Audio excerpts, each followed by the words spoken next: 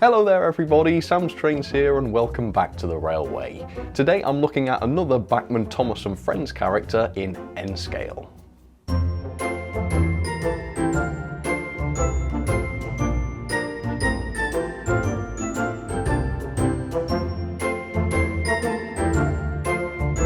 So far, I've really enjoyed looking at Bachmann's N-Scale Thomas & Friends range. I would say that I've enjoyed these models more than I've enjoyed the larger HO or 00 models. I would say the N-Scale models look slightly better and there's no doubt that they run a lot better, far better performers. So I'm hoping the model I'm looking at today will continue that trend, and I am of course looking at Gordon today. Gordon, I think, is one of my favourites, if not my very favourite Thomas & Friends character, so really looking forward to Gordon. I think Gordon is also one of the newest in Bachmann's N-Scale range. I believe he came out sometime towards the end of last year, so that makes him a lot newer than some of the other models I've looked at in this range. So does that mean he's going to be even better? Well, yes, I hope so. One thing that does still baffle me about this though is the very high price. So for the UK release, the full RRP for Gordon is £165.75, and at the retailers that stock them, these can be had for about £140.88, which is much more expensive than the 00 version of Gordon, which is much larger. And I have to say that still confuses me.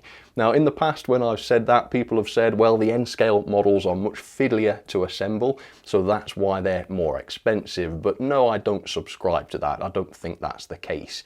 If the N-Scale models were exactly the same as the 00 ones, just smaller, then yes, I would agree with that wholeheartedly, but of course they're not. These models are far simpler in many ways. I guess the biggest way is that the N-Scale versions don't have the moving eye mechanisms. And the moving eye mechanisms are made up of loads of different gears and moving parts and components, which these N-Scale models do not have. So these are much simpler. To be fair though, the quality of the mechanism in these N-Scale models is far better than in 00 scale, and I think that is worth paying a bit more for. Although, should the already expensive larger 00 models not have good quality mechanisms for that amount of money? Well, that's another question for another day, isn't it? But of course the answer is no, they should have high quality mechanisms. Anyway, I guess it just boils down to N-Scale being less popular than HO or 00, so Bachmann probably expect fewer people to be buying these models, which is fair enough. Although, again, with prices like that, that's not going to change, is it? Anyway, you might assume that it is cheapest for me as someone in the UK to buy the UK release of Gordon, but apparently that is not the case. It actually worked out cheaper for me to pay a company, in this case Tootly Thomas, to import the American version of this model into the UK than it was for me to buy the UK version. So I think that's what I would recommend, although I do have affiliate links to Rails in the description. But anyway, enough waffling, I apologise for all of that, just some things I wanted to talk about, I guess. But let's see what this Gordon is like. It's the largest of the N-Scale Thomas models I've looked at so far, so I'm really curious to see what he's like. And yes, my finger made a farting noise, which I can't replicate, which makes me look like I made a real farting noise, but I promise I did not. Why are we still on this shot? Let's move on. Alright, well, from what I've seen so far, this is looking fantastic. I've not seen his face yet properly from inside this packaging, but from what I can see, I would say Bachmann have done another damn good job. Anyway, let me show you the version I've got here. I'm not sure what the UK version would be, but mine is Gordon, the Express engine, and it's item number 58796. And I think we'll get into this more or less straight away. We haven't got any other products on the back of this one. So let's open up and see what Gordon's like in N-Scale. Here we go. Gordon the Express. Yeah, I remember very well reviewing the 00 or HO version. I just keep saying 00 or HO. They're used interchangeably, I suppose, with this range. But yeah, it's a long time since I did that. 2018, I believe. And now here we are looking at the N-Scale one. Right, what's this then? Right, full colour Bachmann & Williams catalogue, over 300 pages, digest size. Now, I'm not going to make my digest joke again. I did it twice, and both times it hurt my teeth when I tried to consume the piece of paper, and then I had toothache for the next week on both occasions, so I won't do that. I think what I'll do instead is try and turn this into a small paper plane and see how far I can make it fly, but I'll do that off camera because I accept that is a strange thing to do. Right, we've got lots of tightly rolled pieces of paper here, which is odd. So let's start with this one. Goodness me. It's a wonder they don't just use a bigger box rather than having to do this to the instructions, like the accordionified it. Right, exploded diagram then for the Bachmann Thomas and Friends Gordon. So you can see all of his parts. We'll look at these later on, but you can see he runs a coreless motor, which appears to have a little flywheel mounted onto the worm drive. There's all his mechanism, and then at the bottom there we've got the tender, which fascinatingly appears to have a speaker enclosure on it. So does that mean the tender is connected electrically this time to the loco? We shall see. Anyway, what's in this one? This probably won't be anything interesting, so I'll probably skip over this, but we'll just double check. Yeah, that's not in English, and that's the warranty, which I'm not bothered about. Okay. Let's have a look then. Are the two connected? No, not permanently, but they are hooked together, so I might lift them out together if I can do, which is a bit hard with fat fingers, but I think I've done it. Okay, so here he is, Bachmann's Gordon in N-scale. Wow, yeah, he looks great, doesn't he? I mean, Bachmann have always done a great job of making their models look just like the characters from the show. And I'm not an expert on the show by any means, but I've seen a fair bit of it, and I think I can say with reasonable certainty that this is a pretty damn good representation of Gordon. Weight-wise, yeah, it doesn't feel ever so heavy. I'll be interested to see how this compares with James and also Thomas. Thomas especially was very, very heavy for his size. So it might be interesting to calculate the density of Gordon and compare it with Thomas, although that sounds very complicated, and I can almost promise you I won't do that, but it certainly would be interesting. Anyway, we'll take a closer look at Gordon in just a second, and I'll let you know how much he weighs, if that's not too personal, Gordon. But first of all, let's have a bit of background on Gordon in real life. Gordon is one of the oldest characters in the Thomas and Friends universe. He appeared in the very first book by the Reverend W. Awdry and has been beloved by us all ever since. Gordon is based on Sir Nigel Gresley's LNER Class A1 locomotive, the same class as Flying Scotsman. This makes Gordon one of the largest and fastest engines on Sodor, and he certainly knows it too. He's extremely pompous and knows his own importance only too well, and it's no wonder. The Class A1 is one of the most famous steam locomotives in the whole world. Nevertheless, Gordon has learned many important lessons from smaller engines over the years, mainly that railways need more than mighty express engines to make them work. Smaller engines like Thomas, Edward and Percy have been known to save the day on countless occasions, proving that every engine on a railway has an equally important role to play. Gordon may be rude and he may be proud, but he's now been on Sodor for over 100 years, and he'll always be a much-loved part of the original steam team. So here he is, Bachmann's N-scale Gordon, up close and personal for you. Sorry, I couldn't resist. I didn't have any breakfast this morning. Don't eat paper. Anyway, yes, here he is, the Bachmann N-scale Gordon. And he is fantastic. I am really impressed with this, as I kind of knew I would be. Now, earlier on I said how the N-scale versions of these models were much simpler than the 00 scale versions, and that is true. This model is simpler. I mean, the wheels are obviously far more basic, and they're kind of dirty looking as well, which is weird. And as predicted, there is no eye mechanism in this model either, so yes, it's simpler, but in terms of detail, it really does have most of the same details in the HO or 00 model, which is really cool, actually. It's impressive given how tiny Gordon is here. But it also means if you do go N-scale instead of HO or 00, you don't really lose out on very much detail, which is not normally the case. With other locomotives which do have a lot more pipework and parts and such, you are normally surrendering a lot more by choosing N-scale, but with this Gordon, that's not really true. Anyway, I've deliberately and irritatingly avoided showing you Gordon's face so far, so here it is.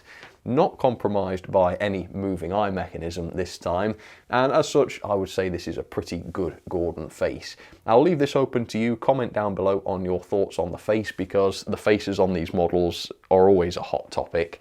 I'm no expert, but from what I can tell, looking at shots from the show and everything, this is a pretty good likeness. A very good face, I think. Anyway, let's talk about paintwork and decoration. So yeah, the Gordon livery done very nicely here. I would say the colour is spot on. He's very shiny, so he's got a bright and glossy finish, which is cool. The lining on the boiler is done really nicely. Obviously his splashes are lined as well, as is the side of the running plate here with the red. I like the look of that, and as usual the top of the running plate is more of a grey colour, I suppose. His smoke box is black as it should be, and the lamp brackets and the details on the buffer beam, these are done in black as opposed to the grey that was done on my 00 or HO version. I think black seems to make more sense, really. Detail wise, let's start with the wheels. Yeah, we've got the disc wheels. The spokes are not real, which is a big difference between this and the HO or 00 Gordon. Not really sure why they do this, because they can create proper spoked wheels in N scale, because I've seen that on their normal models. Maybe this makes the wheels more robust. Perhaps they expect kids to be playing with this. I don't know. They don't look brilliant though, unfortunately. And the same is true of the rear pony wheels and also the front bogie wheels. You know, they're fine, they'll do, but these are one of the few things that are noticeably worse than on the HO one. I would say though that the rods look pretty fine. Yeah, his valve gear, his coupling rods, actually looks really good. I don't know if that's going to make it more fragile, hopefully not. But I do think this looks slightly better than James and Thomas. I mean, it's more complex than James and Thomas. Maybe it's the same, maybe it is just as chunky, maybe Gordon's just a larger engine so it doesn't look as big. I don't know, but yeah, that looks good and fine. One thing I'm not keen on though is the very visible crosshead screw holding all of the linkage together. I mean, really, was there no way to make that look a little bit better? I don't know if they've maybe done that to make things more serviceable. You know, if the rods all drop off, does this make it easier to put on if you can do it with a standard screwdriver? But then again, if all the rods drop off, there isn't going to be anything easy about fixing that, is there? Otherwise, we've got very limited detail in terms of separate parts, so just as with the HO version, we've got no separately fitted handrails, those are just moulded on and painted. But at the front, we've got a fair few separate details. Obviously, his face is a separate part. These lamp brackets, these are separately fitted too, and very fine. We've got the pipework on the buffer beam, that's a separate part, as is the coupling hook, which is really tiny, so you're going to want to be careful with that. And the buffers, I assume, are probably separately fitted, at the very least separately painted. And we've also got the N-scale coupling on the front here, which is good to see. Not all of the HO Thomas models have front couplings. I believe the Gordon did, but they all seem to in N-scale. Up on the top, we've got Gordon's chimney, which is a real cavity that goes right through into the inside of his body, which is cool. We've got the dome, which is just a part of the moulding. This time that's not separate, as I think it is on the HO one. And then Gordon's safety valves here are just a part of the moulding, but they've been painted with very high quality paint.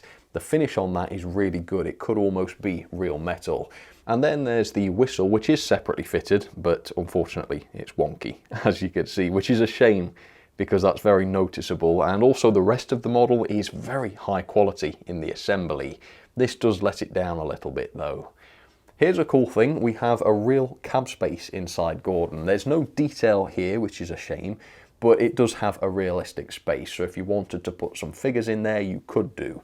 Some of the HO models don't have a realistic cab space, it's just filled in, it's a block, which means that you can't put any crew in there. I think the HO Gordon, though, did have an open cab, so again, this is very, very similar to that.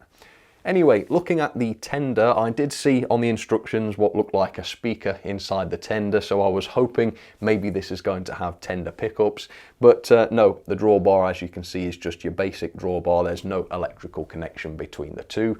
And besides the exploded diagram, this didn't come with any proper instructions, so I don't really know how you're supposed to sound fit this or connect the speaker. I just don't know. But out of the box, there is no electrical connection between the two. Anyway, axle boxes looking pretty good, and we've got the blue wheels, the same style of disc wheel that we see on the Loco, of course. We've got the coal load, which is very nice and detailed. That looks great. Not sure if it's separately fitted or not though. And then we've got the same excellent, very glossy decoration with Gordon's number on the side, of course, which is 4. And then here's a look around the back of the tender, quite basic around here as well, but that is prototypical. I say prototypical, it's accurate to the character, I should say. And then we've got a similarly detailed buffer beam around the back with the N-scale coupler fitted to the back as well. So couplings are completely ready to go.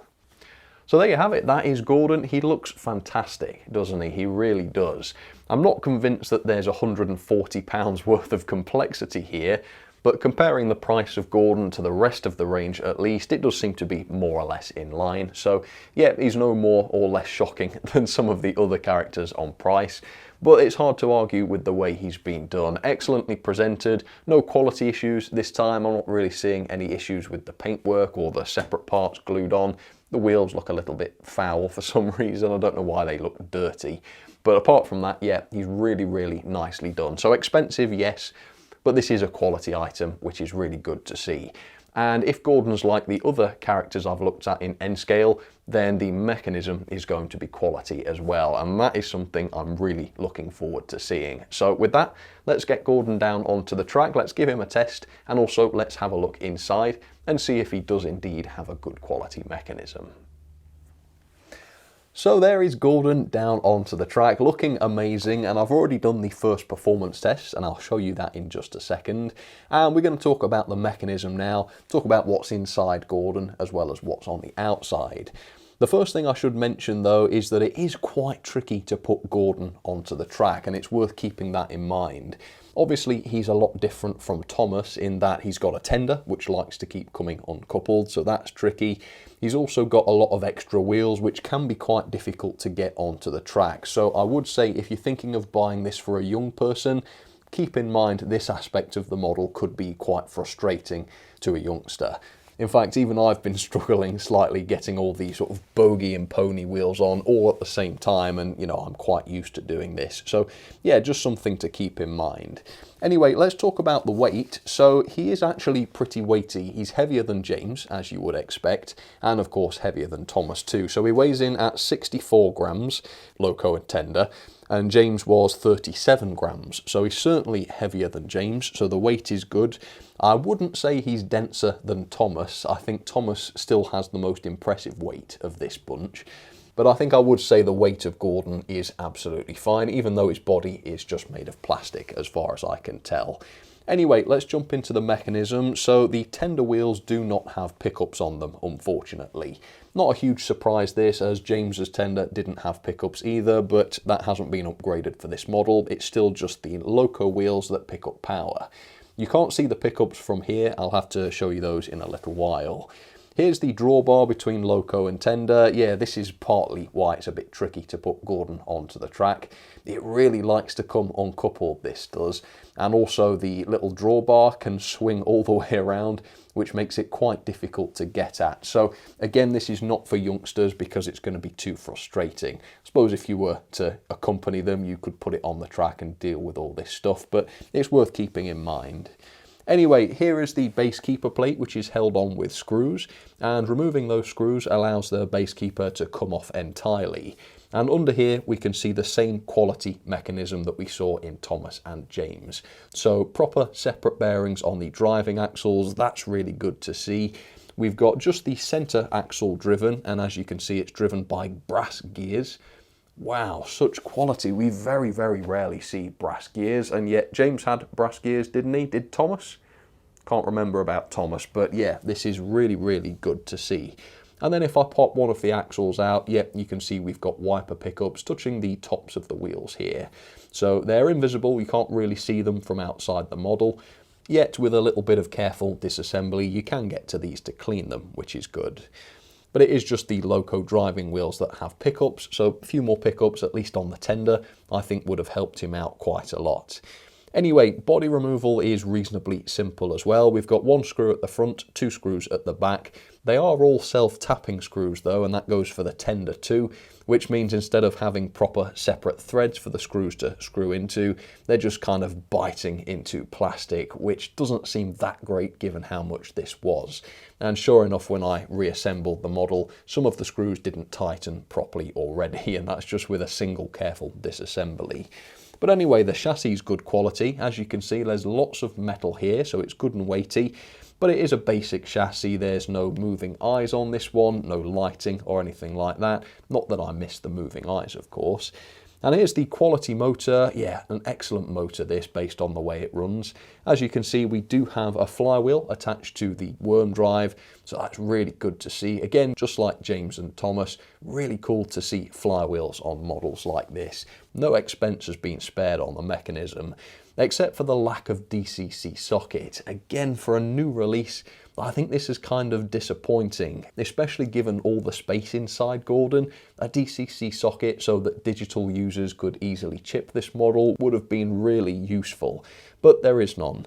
Now that does beg the question, how come there's a speaker in the tender according to the instructions?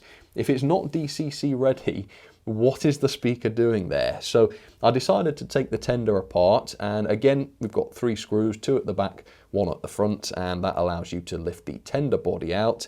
And no, there is no speaker. There is a space for a speaker, but yeah, why the instructions showed the speaker fitted, I don't know. Maybe that was a mistake, I couldn't say. But yeah, that's strange. It's odd that there's a space for a speaker here when there's no wires going to the tender, when there's no DCC socket.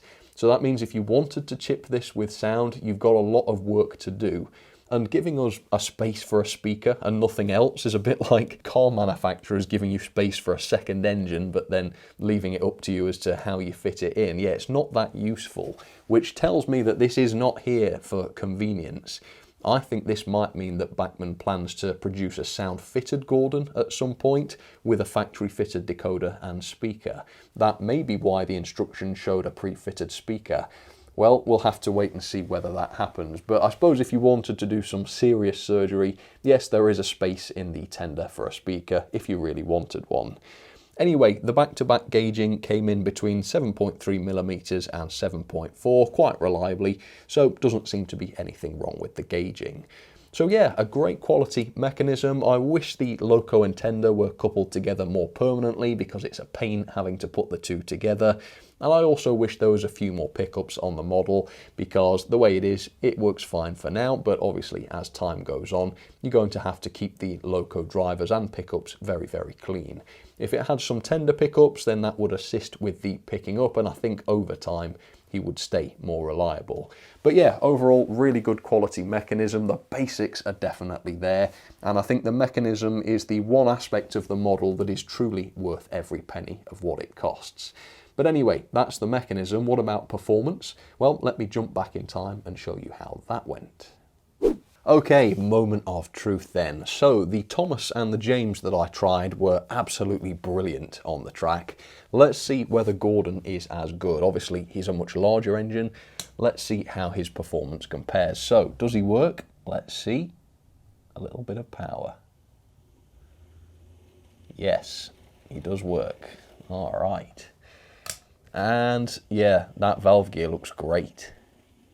His valve gear is not simplified. I thought it might have been to say this was N-scale, but no, it looks as though he's got the full Wolfschutz valve gear, which looks great as it works. Right, let's see what the speed and gearing is like then. So I'll keep backing him up and I'll bring him past at 50% speed. So here we go. Yeah, that's a sensible speed, I think. I mean, Gordon is an express engine, after all, backwards. So it's quite important that he can go at speed. I wonder what his top speed looks like. Here we go. Oh yeah. Very, very fast. So yeah, great range of speeds. Obviously, I've not run Gordon in yet, and I'm going to let him warm up completely before I rate his performance. But right out of the box, can he crawl? Let's see. And by the way, the points are here. So I've been running him over the points constantly, and he's not cut out yet. Let's see if the same is true while he crawls. I've got my controller connected up backwards, so I'm having to remember to switch the direction from what I usually do. But anyway, turning up. Oh yeah, so good. Look how slow he can go, and this is without being run in. Smooth acceleration. Bachmann have done it again then, I can tell just from that. Why are these Thomas & Friends models the best N-scale runners I've ever seen? Let's go real slow. Look at that. I am hard pressed to find 00 models that can crawl as well as this. And yet, this is the third of Bachmann's N-scale Thomas & Friends models I've tried that has been an incredible, incredible runner. Oh, he has cut out now though.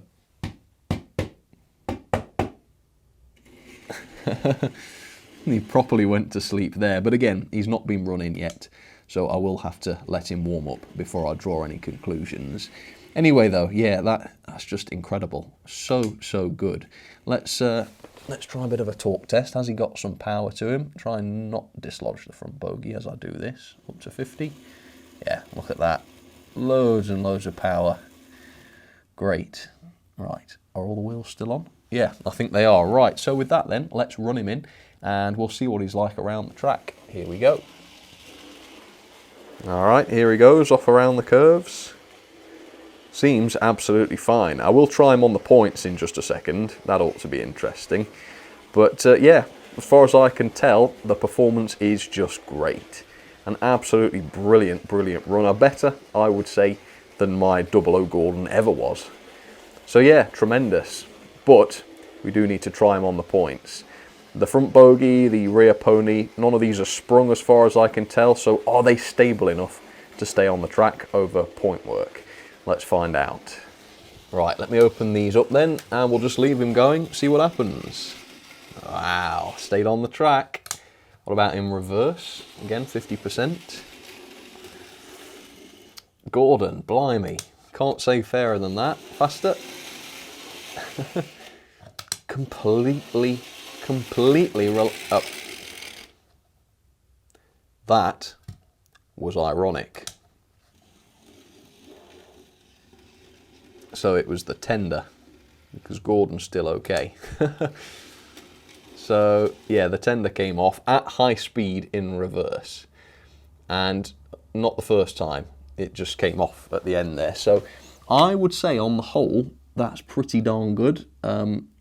I wouldn't recommend backing over the points at high speed. Otherwise though, I think he seems absolutely fine. Let's see if I can replicate that, see if I can see what went wrong. Doesn't do it at lower speed though, right? Let's try that again. No, not at lower speed. Higher speed. Oh. Yeah.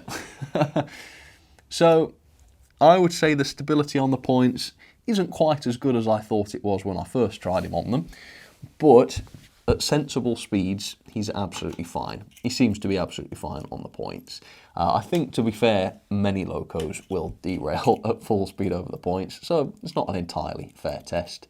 I think we can give that a pass, though, on the whole, because at sensible speeds, and I will show this once more, he does seem to be fine in both directions. Right, once more, take it steadily. Really, you want to be taking points at this sort of speed. And he's fine. Reverse. Yeah, very nice. Right, so with that, let's keep running him in. 50% speed. Let's go forwards again, and I'll see you in just a second. All right then, folks, that is running in complete, and that went without a hitch. Had a couple of derailments on the points, as you saw, at high speed, but at normal speeds away from the points, not a problem. I left him to run in both directions. At no point did he derail by himself. So yeah, really stable. Like I say, there's no springs on the rear pony or the front bogey. They are literally just sitting on the track by gravity, and that hasn't hurt them at all. They're absolutely fine. I'm not entirely convinced by the front coupling, because look, all I have to do is touch it, and the rear wheels on that bogey I want to come off the track. So I don't know how stable Gordon would be pulling from the front, but then again, that's not something you're going to want to do a lot of the time. Today, I'm going to be coupling him up by the tender. But anyway, let's see what the performance is like now that he's running. Let's try that crawl again because it was insane. Oops, forgot to turn the controller down. Let's try again, and we are going over the points, so that's very unreasonable of me, but I think he can do it. It's just so smooth. It's insane how smooth this was, and it gets no less surprising. You know, I've seen James do this, I've seen Thomas do this. It still boggles my mind that these mechanisms are this good. Gradual acceleration, and let's do it in reverse. Look how slow that is. So yeah, incredible performance, really enjoyable to control these. And as you can see, no stoppages over the points. So top marks. Really, really good performance. Again, I think I've said this before, if every model in N-Scale ran this well, then I think N-Scale would be a lot more popular, because these just work. They just work perfectly. They don't need intervention. You don't need to keep putting the damn thing back on the track. I say these because Thomas was the same and so was James. Just brilliant little runners. Excellent. So let's talk about haulage then. Now, in the show, Gordon doesn't haul masses of coaches, does he? And that's a good job because I've only got 2 of these LNER Teagues, but I'm going to couple up to those in just a second and see how he gets on. Now, I'm not going to try and couple on a curve because it always goes wrong. So let's bring Gordon forwards. Let's bring the coaches in. And on the straight, we can try a coupling. So here goes. And I'm going to use Gordon's torque at the slow speed to do a real gentle coupling. In fact, I suspect the coaches will just get pushed back. Oh, almost. Okay, hand of God will help. I will just keep the coach still, but otherwise not move it, although my hand's shaking a little bit. There we are, I think we got it. As you can see, a perfect coupling. Excellent. So with that, I'm not going to go too quick actually, because I think you can really appreciate Gordon at a slower speed. So I'll go for about 30, I think, and we'll see how that looks. So nice and gentle. If he had sound, I would do a whistle. Off he goes, looking awesome. All right, tad noisier with a load actually. It sounds almost like a bit of grinding, but the performance doesn't change. He stays really nice and smooth, so I guess that's just the mechanism working a bit harder. Anyway, on the other line, I've got the N-Scale Thomas, which is also an incredible runner, so let's get him going besides Gordon and have a bit of a running session. And bizarrely, I've put the 00 Gordon in the middle of the layout just to show the difference in size. Quite crazy that this 00 model is actually cheaper than the N-Scale one, but by no means is it better. Well, in my opinion, I think the N-Scale models are so much better. But I've put Gordon here because it's often quite hard to get a sense of the size and the scale of these models through the videos. But yeah, these N-Scale models are tiny, as you can see, which makes it all the more impressive that they run so well. Absolutely amazing. But yeah, Gordon with his little Express, not going too fast today. I've asked him to shelve his pride for just a second and slow things down just so that everybody can get a really good look at him as he goes past, which he seemed only too happy to do. So yeah, beautiful runner, easily able to haul a couple of coaches, and I'm pretty sure with his weight he'd be able to haul a few more without any issues either. Yeah, just a really enjoyable performer. And it doesn't matter, you know, for me, I don't mind if it's a Thomas model, I don't mind if it's a super detailed, realistic model. If it works well, then I will enjoy it, because there's nothing finer than just putting a really well-built mechanism onto your track, no matter what it looks like, and just seeing it run brilliantly. And that's what these Thomas models do, and that's why I just enjoy them so much more than the HO models. So yeah, a brilliant job by Bachmann. He looks great, runs even better. Yes, he's expensive, but I guess you do get what you pay for. You get a quality item, which I suppose is the main thing. So with that then, let's have some ratings for Bachmann's pretty new N-scale Gordon. Level of detail I've given 4 star. Yeah, generally speaking, I think they've done a great job on this. Obviously the proportions and everything look spot on, so does the decoration and the colouring and everything, and I also really like the face. I think it just sums up Gordon perfectly. A few things stop me from giving this full marks though. First of all, no lamps included on this model. Gordon was sometimes seen with a lamp. That might have been a nice sort of optional extra that you could fit if you want to. Some of the 00 characters come with lamps, this one didn't. The wheels aren't great. There's probably good reasons why the wheels have been designed like this, but from a visual point of view, the wheels don't look as good as they do on the 00 model. Also, the handrails are just part of the moulding, they're not separately fitted. Again, that's fine, it makes sense, but it does mean that the handrails look a little bit less like they do on the show.